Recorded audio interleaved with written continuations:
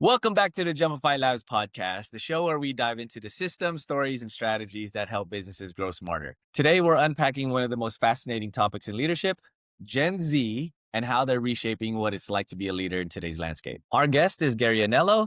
He's a leadership coach, a university educator, and a career consultant who spent years helping pros navigate cultural and generational change in the workplace. This episode is brought to you by Jumpify Labs, where we help B2B service providers get clients guaranteed. With that said, Gary, welcome to the show. Thanks. It's really good to be here. I'm really excited to talk about this. I think it's a really cool topic. Yeah, I'm super stoked as well. Yeah. Let's Yeah. kick things off. Sure. You've got one of the most unique backgrounds from acting to coaching. What's the line that connects those two worlds for you? So I think what kind of drew me originally to acting, and it's really what's kept me kind of going in the same direction, which is this idea of storytelling. As an actor, you try to tell people stories. You try to get inside their lives, what makes them tick, what makes them move, what motivates them. And when I moved into the training, the corporate training and the coaching world, it was really being able to continue to investigate those stories that I just found really fascinating. And it's really what keeps me going today. I really love working with people and trying to get inside what makes them tick, what gets them excited, what gets them going the direction they're going in. And what is it that you love most about the work you're doing with leaders today? Well, I think it's about what makes people tick, but it's also really, and this is what I hope we get to talk about today. It's really about what is it that people value? What is it that people value about leadership? What is it that makes a leader rather than what's been traditionally thought of as a manager, somebody who kind of focuses on the bottom line? That's Mhm. important, but there are other things that contribute to that historically haven't been talked about in the way that they're talked about now. I mean, this is not brand new, but it's just this idea that really having the people around you, getting followership, getting people to buy into your vision and how you want things to go, that's really what helps an organization the most. And it's Mhm. what gets people around you. It's what keeps people loyal and motivated, and it keeps them showing up, that in the same way that you keep showing up as a leader. Absolutely. Yeah. And let's talk into the core topic that we're here to discuss. Let's talk about Gen Z because Gen Z, Gen Y, boomers, Gen Alpha, I mean, all these generations are slightly, maybe drastically motivated by completely different things. From your perspective, what makes them fundamentally different in how they see work, how they see leadership? Yeah, I think it's really fascinating. I think, Gen Z is motivated a lot by status and respect. I mean, I'm a late boomer myself, and Gen X is kind of similar, and then millennials, they're getting closer. But as time has gone on, people's understanding of work and what is driving them and what their work is going to look like, not just in 5 years, but in 10 years and 20 years and 30 years. It's really changing pretty drastically. And what really, I think, motivates Gen Z is this idea of status and respect. It's this idea that really have to they have to feel like there's purpose. They have to feel like they belong. They have to feel like what they're doing is valued and valuable. I mean, it's got increasingly this way. It isn't like boomers like myself are exclusively just, well, you have a job to do and that's that. Obviously, people have always wanted meaning, but that has really crept up more and more and more um, as being something that people really feel like they have to have. I mean, there's this philosophy around coaching, around designing your life coaching, and it's this idea that these guys developed from Stanford, where they talked about how it isn't about having work life and having work and having life and then separating them or keeping the balance. It's about having a really good and meaningful life and having good work inside of it. And each generation has kind of successively got more like that. Gen Z's really like that. They really have to feel like what they're doing matters. Yeah, absolutely.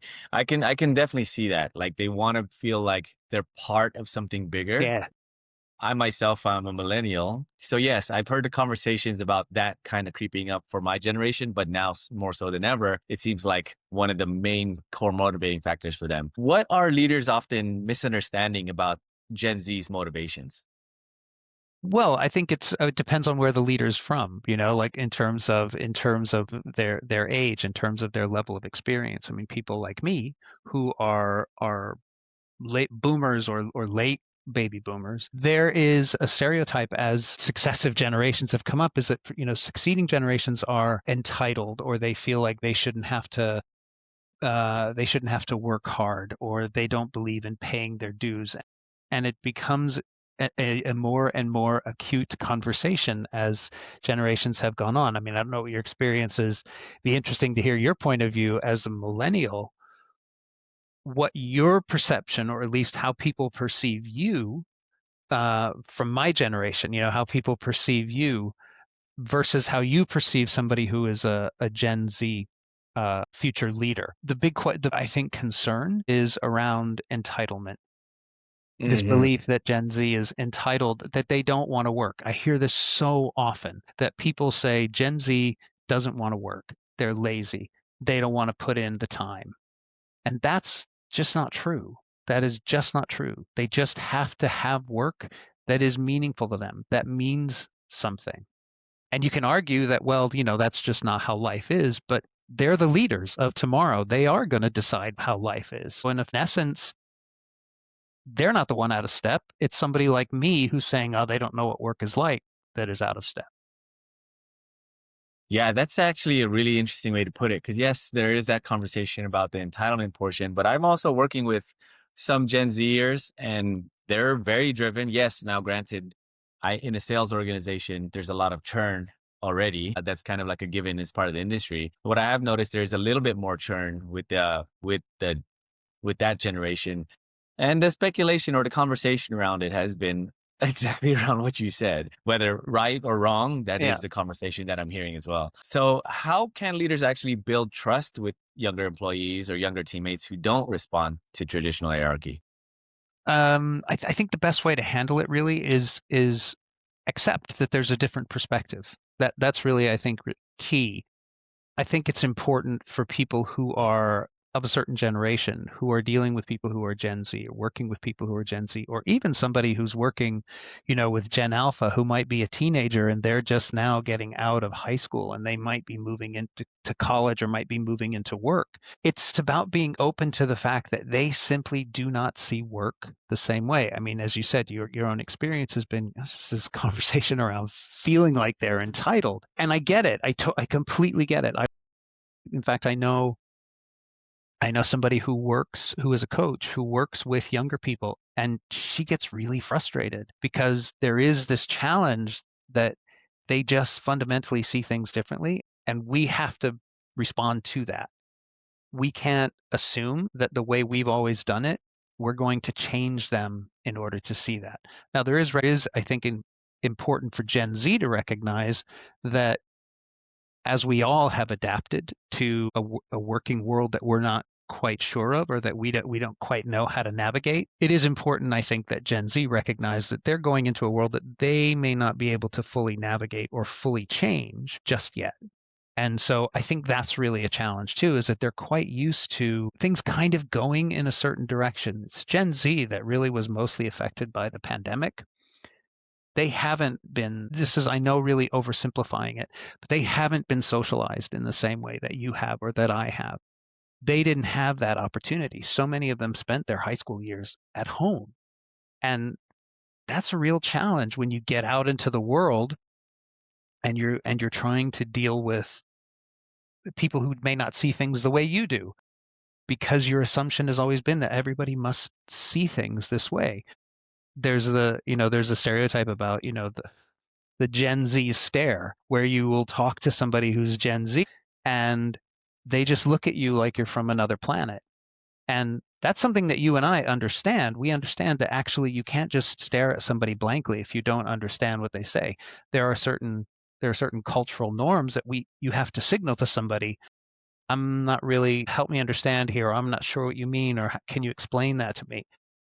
They don't they don't know necessarily how to do that. So it's a challenge. It's really a challenge. Yeah, for those hearing that Gen Z stare for the first time, I'm familiar, but can you describe the Gen Z stare? Yeah. Well, it's when you it could be anything. It could be asking a question. It could be explaining something that has to be done. It could be asking for an explanation about why a particular action was taken.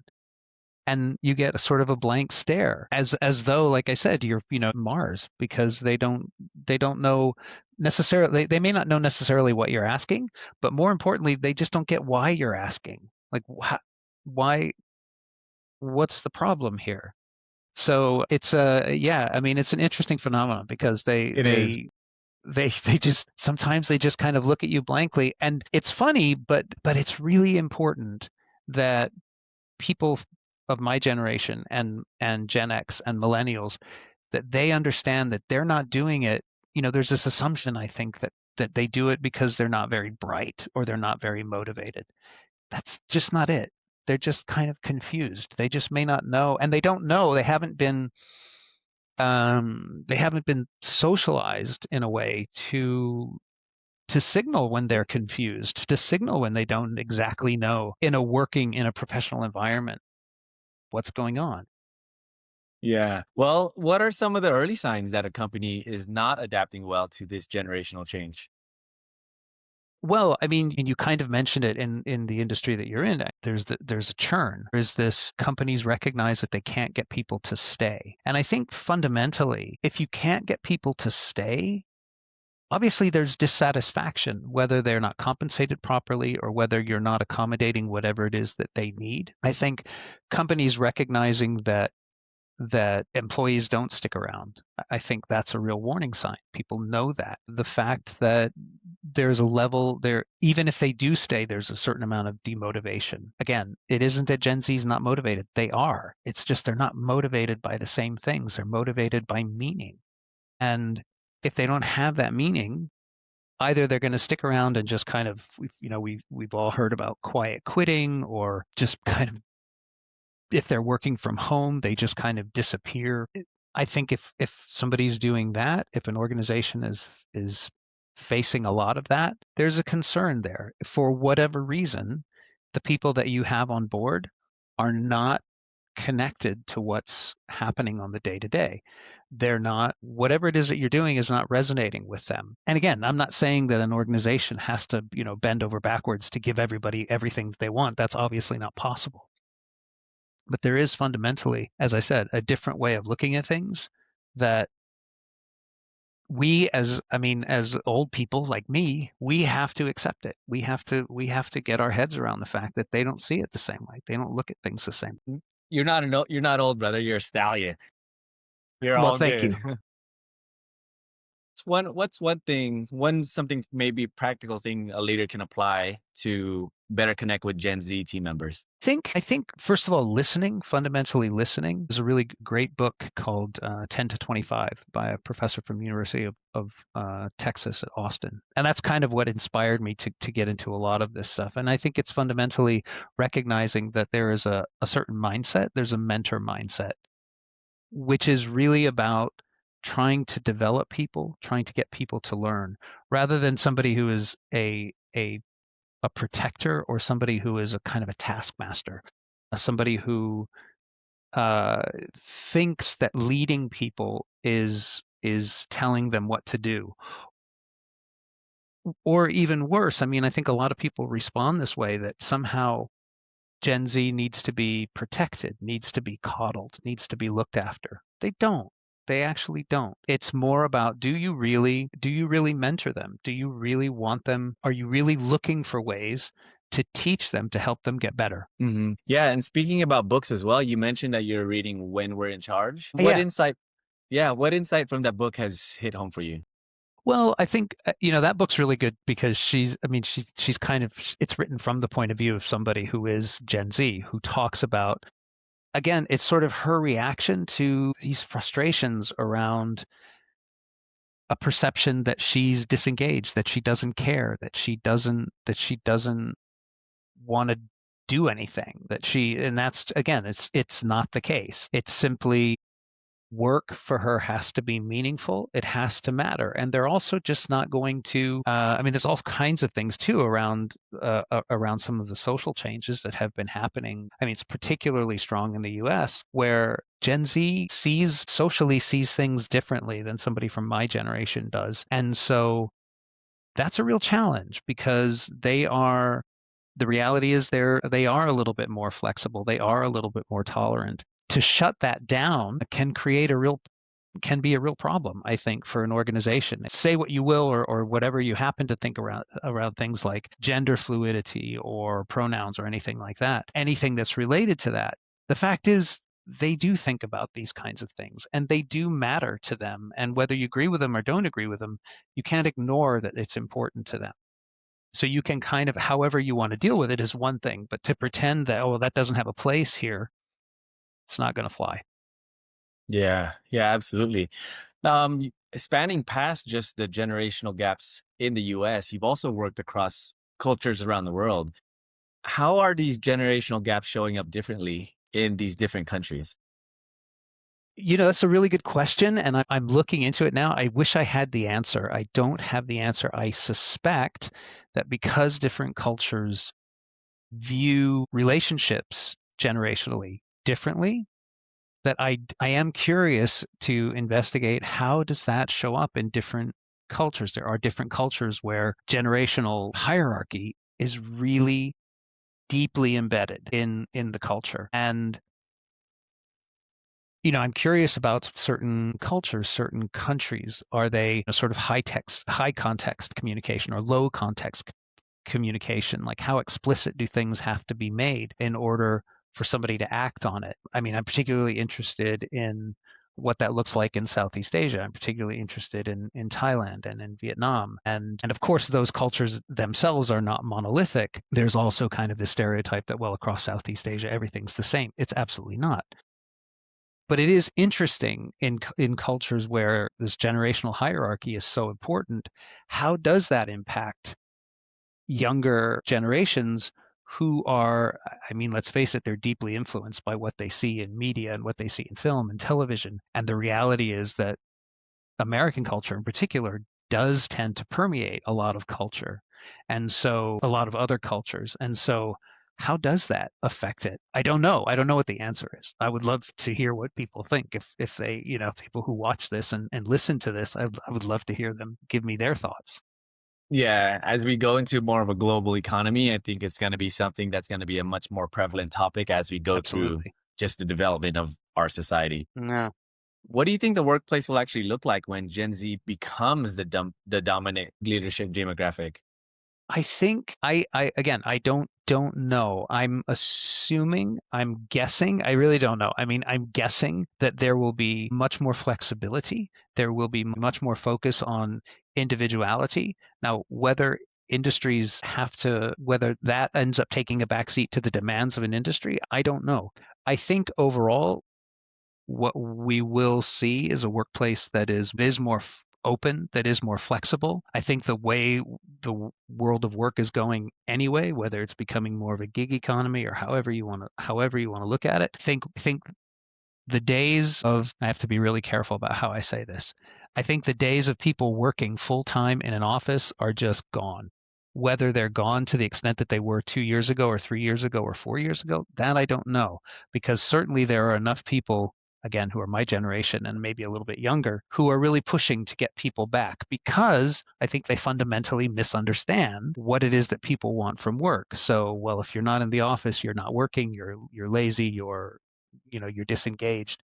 That may not be true.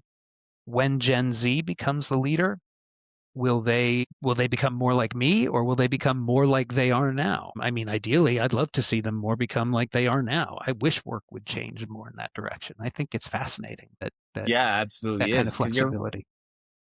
Yeah, and you're right, because there is this draw to get people back into the office, and then there's also this resistance from what seems Huge like everyone resistance, else. yeah. Yeah. So that's such an interesting thing to think about because as the newer generation comes in, they naturally, as for themselves, they want to be out of the office. But what happens when the roles switch? Are they going to be still holding on to that value, or are they going to go and maybe adopt a more traditional value? So I think, that is a very interesting thing to think yeah. about. Yeah. I mean, my guess is that there will be some place, it'll meet someplace in the middle. I think the reality is that there are still lots of companies in the way people work that still can't be fully accommodated by everybody being everybody being. I think in some cases you absolutely do need to see people face to face, and there are things that I think we do have to just admit, we do have to accept they are better and the relationships are stronger if people are face to face. But there's a huge amount of work that can be done virtually. There's a huge amount of productivity that people are capable of without sitting in an office next door to somebody, or sharing an office space with somebody, or hot desking, or some of the other 90s terms that were so popular. So yeah, I mean, I think, is it going to change? I mean, I hope it changes. I hope organizations become more flexible. I hope, there's all kinds of issues around, there's all issues around taxes and tax law and everything else, and how much can people work abroad and how much can people work remotely, and can you work in another country if you're working for a particular organization? Those things have to be sorted out. But I think there's going to be a push more and more for people to say, I want to work from where I want to work from. And Yeah. that happened a lot in COVID. I mean, people just, it became a real issue after the pandemic when companies said, no, you have to come back to work. And people had established entire lives that were anchored by the fact that they didn't have to go into work 40 hours a week into an office. Yeah, absolutely. Me personally, when I was in the military, I had a little taste of travel, and then my whole like I was obsessed with the idea of just working from wherever I wanted to work from. And then I achieved that before COVID, but then COVID made it now kind of like a standard where now it's almost expected. With the leadership work that you're doing with your clients, what's one of the more rewarding transformations you've seen, whether it be a client or a student? Honestly, isn't one that stands out, but I mean, so many of the people that I've worked with, that I think when they start to recognize that kind of anything is possible and they get very excited about that. I think that's always exciting for me to see as a coach, for clients to come to me, or for clients to say to me, I didn't really think that was possible, or I really didn't think I could do that, or I really didn't think I was allowed to do that. There's so many people that I've coached that I just think, when you're thinking about career coaching or career transition or leadership development, recognizing that kind of anything is possible. And once you kind of latch on to that idea, then everything opens up. Everything becomes huge. I don't believe in what I don't believe in is coaches who tell people, oh, well, if you're not happy, just leave. I think that's terrible advice. I think that's a terrible way to coach to somebody, is to tell them, well, if you're not happy where you are, just leave. Because I honestly don't think that's very realistic. But in terms of, the transformation, I've worked with executive MBA students, I've worked with executive MBA alumni, I've worked with C-suite level people. And I think, yeah, just what I've learned as a coach is that these issues that people come to a coach with, there's this whole discussion around whether it's life coaching or leadership coaching or career coaching. And yes, there are things that are useful to know, whether you're coaching somebody about their work or their life or their leadership. But fundamentally, they are all the same thing, in the sense that people are trying to work out what is motivating them, what is getting them to show up every day in the best way that they can. So Mm. I mean, there isn't just one single, sort of transformation that I can look to. I mean, I've been fortunate to see a few where people have just thought, man, I didn't know that was possible, or I didn't think I could do that. I did have one client recently who was going through some leadership coaching, and he was just concerned that he wasn't being a very effective leader. He wanted to give people ownership. So the transformation was really about talking through and coaching through what he was doing with his employees. And it was interesting, because where he thought he was giving ownership, he maybe wasn't giving as much ownership as he thought he was giving. And once there was that recognition and this conscious choice to do a little bit more, it really took off for him. Amazing. Well, Gary, for people who want to learn more about your coaching, your workshops, or any other upcoming projects you have, where's the best place for them to connect with you? Yeah, best thing to connect with me is I'm on LinkedIn. By all means, please reach out to me on LinkedIn. I don't know if should I spell my name? Should you spell? Do you want to spell my name? It's fine, but I am on LinkedIn. Sure. My full name is Gary Anello, Anello. Uh, and you can find me on LinkedIn. I work for an executive MBA program. I work for I work for a couple of universities doing coaching. Connect with me on LinkedIn. Let's have a conversation. Love to talk to you about whatever you're going through career wise or professionally, or if you want to extend the conversation about Gen Z, I'm always available to have a conversation about that. Thank you so much, Gary. This has been a really interesting conversation. I know I tried to save most of it for this moment because we could have got into it in our Yeah. pre-meeting. Absolutely. So if you want to connect with Gary, make sure to find him on LinkedIn. And if you want more stories like this from other leaders in the trenches, actually helping to develop individuals and also the helping individuals to grow business, make sure you subscribe. We have many more stories from fascinating individuals like Gary coming up soon. Thanks so much. Take care. Thanks. Thanks very much.